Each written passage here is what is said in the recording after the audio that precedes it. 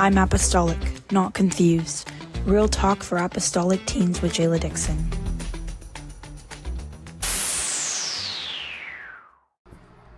Hey everybody, and welcome to the fourth episode of I'm Apostolic, not confused. Today we're going to be talking about apostolic living, how guys and girls live, and why we live the way we do. So, the first thing for point that we're going to do is apostolic girls. And a lot of things that we do not align with what the world does for a good reason. And so I think it's important that we have a foundation and we have a base to what we're doing and what we're saying, because without that, and we don't know why we do it, then we're just doing it because our pastor tells us to or our parents tell us to. So let's get started. Okay, so the first thing being, why do you wear skirts and dresses? This is a question that every single apostolic person has ever been asked, 100%, no doubt about it, because this is a big culture thing. In our culture, we don't really see girls wearing dresses and skirts unless the skirt is super short, the dress is super short, or unless they are older and have that more older mindset.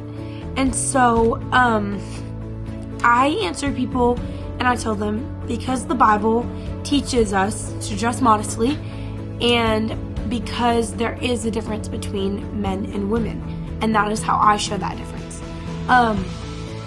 In Deuteronomy 22:5 it says, "The woman shall not wear that which pertaineth unto a man, neither shall a man put on a woman's garment, for all that do so are an abomination unto the Lord thy God." And in 1 Timothy 2:9 it says, "The woman shall not wear that which pertaineth..." And in 1 Timothy 2:9 it says, "And like also manner also, and also in 1 Timothy 2:9 it says, in like manner also, that women adorn themselves in modest apparel with shamefacedness and sobriety, not with broidered hair or pearls or costly array." And in Genesis 1:27 it says, "So God created man in his own image. In the image of God created he him. Male and female created he them." So basically there is a distinct difference. God saying, I created two separate things, not one. And he gave them both different things because they are different, but they're both made in the image of God. Basically, when you explain it to people, just tell them I wear skirts and dresses because I believe in modesty and I want to honor God and how I present myself. Another big question I get a lot is, why don't you wear makeup or jewelry? Because in this world, you're not beautiful unless you have 4 piercings and 3 pounds of makeup on and 10 necklaces and 3 rings and all the things that make people beautiful. And so I tell people that I don't wear that because the Bible shows us as women to focus on the inner beauty and not the outward beauty. Key verses that I use are 1 Peter 3:3-4, and it says, "Whose adorning let it not be that outward adorning of plaiting of the hair and of wearing of gold, or of putting on of apparel, but let it be the hidden man of the heart, in which it is not corruptible, even the ornament of a meek and quiet spirit, which is the sight of God of a great price." Which is in the sight of God a great price. So basically, it's literally saying that it pleases God, and that for him, he recognizes that sacrifice and that willingness to be different. In 1 Timothy 2:9 is the same one that we used for the last one, but I also use it for this one, explaining why we don't wear things that other people wear, and shamefacedness, which means humility, and why we have humility and why we're not so focused on the outward appearance that we can't be humble enough to be humble on the inside and look pretty on the inside. And so another thing you can say is makeup and jewelry often highlight vanity. God values humility, not vanity. Inner beauty is what lasts, and that's what apostolic girls want to show. I believe my beauty comes from within. I'm not against people, but I want to reflect God's values, not the world's. Another question that a lot of people ask is why we do not cut our hair, because that is another thing that is really big for culture. If you have cut hair, it's way prettier, but if you have uncut hair, that's unhealthy and not right. I tell people, first off, because the Bible says so, and it says that a woman's long hair is her glory and a sign of submission unto God. So 1 Corinthians 11:15 says, but if a woman have long hair, it is a glory to her, for her hair is given her for a covering. And in 1 Corinthians 11:3-5, it says, but I would have you know that the head of every man is Christ, and the head of the woman is the man, and the head of Christ is God. Every man praying or prophesying, having his head covered, dishonoreth his head. But every woman that prayeth or prophesieth with her head uncovered, dishonoreth her head. For that is even all one as if she were shaven. And in 1 Corinthians 11:6-7, it says, for if the woman be not covered, let her also be shorn. But if it be a shame for a woman to be shorn or shaven, let her be covered. For a man indeed ought not to cover his head, for as much as he is the image and glory of God, but the woman is the glory of the man. And in 1 Corinthians 11:8-10, it says, for the man is not of the woman, but the woman of the man. Neither was the man created for the woman, but the woman for the man. For this cause ought the woman to have power on her head because of the angels. And in 1 Corinthians 11:13-14, it says, judging ourselves, is it comely that a woman pray unto God uncovered? Doth not even nature itself teach you that if a man have long hair, it is a shame unto him? So it says here in all those verses that hair is symbolic to God's order, Christ, man, and then woman, and uncut hair is our glory, our covering, and a sign of submission. And Paul emphasizes it again and again in all those verses over and over. Why does he do that? It's because it matters to God, not Paul giving us rules. It was God speaking and saying why it matters. In the very first one, it clearly says that hair is given for covering. And in the next couple of verses, then it says the head of every man is Christ. So for a man, their person that they are below is Christ, and the person that the woman is below is the man. And so it also in the 1 Corinthians 11:13-14, it does talk about how it is a shame to go before God and pray to him without your head being covered as a woman. So I tell him, or people, that I don't cut my hair because I believe it honors God and shows I'm submitted to him. Another question that a lot of people ask is culture of today. Today, a lot of people are watching movies that do not please God or going to parties that do not please God. And so I get questions like, why don't you go to parties or watch certain movies and things like that? And the quick answer is because we're called to be separate. That's the bottom line. I don't do everything the world does because I'm not meant to do everything the world does. If I went and did everything the world does and then tried to tell them why God has been so good and why he's doing all these amazing things, they would look at me like I'm crazy. They'd be like, but you just did all the same thing we did, but you're telling us we're sinning? And I don't ever want to look like a hypocrite. And so in 2 Corinthians 6:17, it says, wherefore come out from among them, be ye separate, saith the Lord, and touch not the unclean thing, and I will receive you.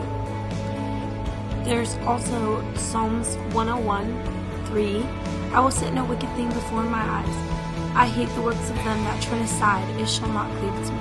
So basically, this is just saying that we're not afraid of having fun or doing things that we enjoy, but we're just not going to do those sinful things entertain us and let them entertain us. like lust and drinking and rebellion.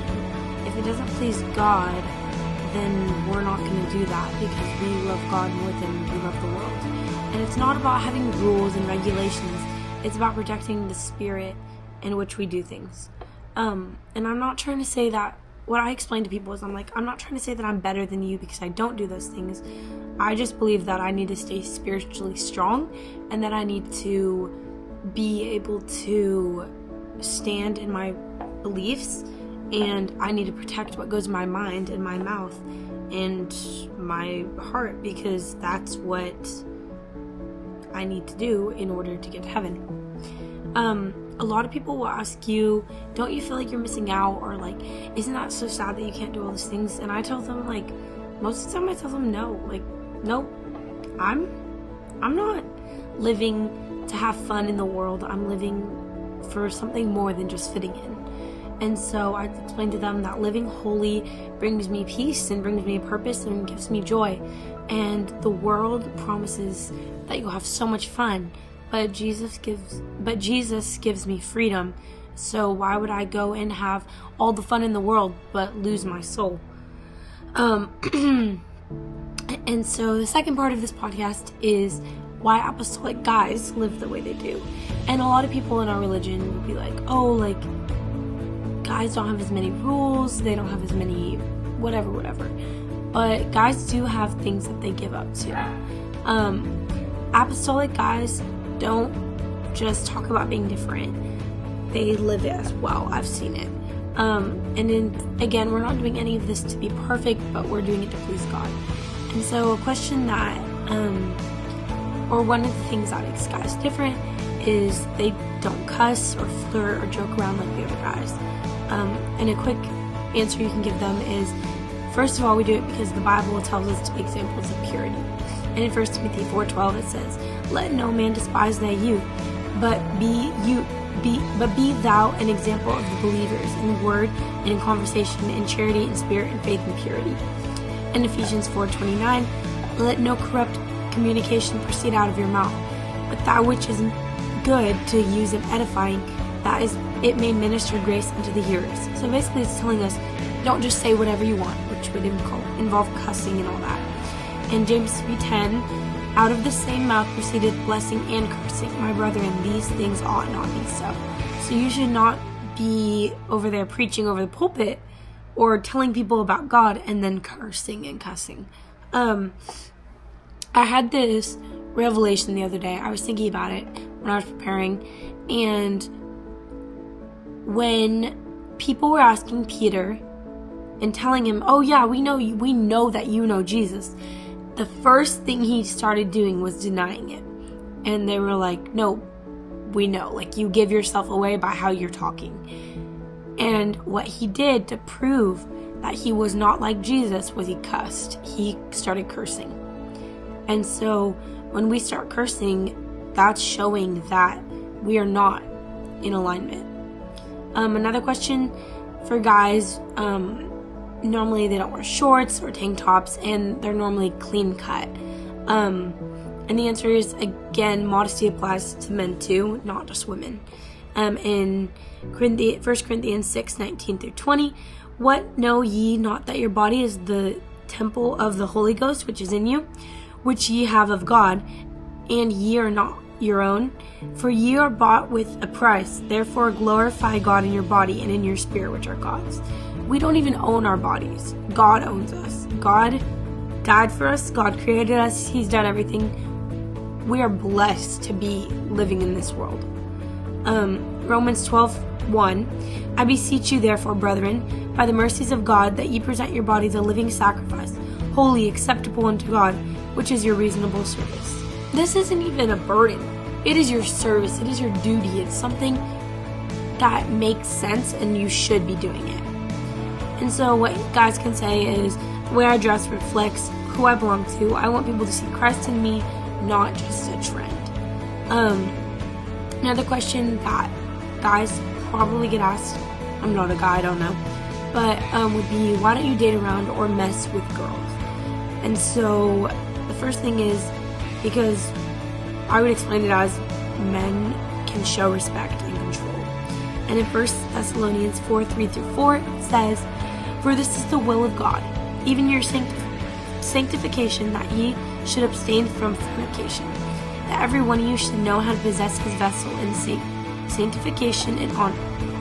In 1 Corinthians 13:5, "Love doth not behave itself unseemly, seeketh not her own, it is not easily provoked, thinketh no evil." So they can say, "I believe in purity and self-respect, so I treat girls with honor and not like objects," which honestly is way better than anything that someone could ask. Another thing is, why don't you watch or listen to certain things? And we let what we do shape us into who we are. And in Philippians 4:8, "Finally, brethren, whatsoever things are true, whatsoever things are honest, whatsoever things are just, whatsoever things are pure, whatsoever things are lovely, whatsoever things are of good report, if there be any virtue, and if there be any praise, think on these things." And so that's another reason why we do it. Another one is Psalms 101:3, "I will set no wicked thing before my eyes," like we talked about. And when they get asked, "Do you feel left out?" you should tell them that I stand for something greater than being popular, and I'd rather stand out for Jesus than fit into what the world wants me to fit into.